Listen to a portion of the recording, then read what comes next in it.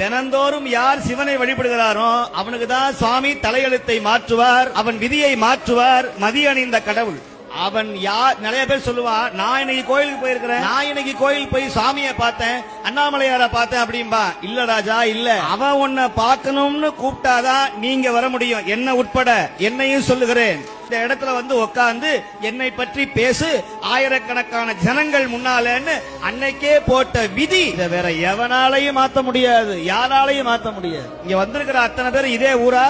100ல ஒரு 50 பேர் இருப்பாங்க. ஆனா இங்க வந்திருக்கிற அத்தனை பேர் வெளியூர் அடியார். எதுக்கு சொல்ல வரேன் அப்படின்னா, சாமிக்கு யார பிடிக்குதோ அவனைத்தான் பக்கத்துல வைத்து அலங்காரிக்கிற கொண்டாடுகிற ஒரே கடவுள் சிவன். நீங்க சிவனை வழிபட வழிபட உங்களை தூக்கி தலையில வைக்கிற ஒரே தெய்வம் திருவதிகை வீரட்டானேஸ்வர பெருமான் தான். பிரதோஷம் பாக்குறவங்க உங்களுக்கு முழு புண்ணியம். இந்த சனி பிரதோஷம்ங்கிறது சாதாரணமான பிரதோஷம் அல்ல.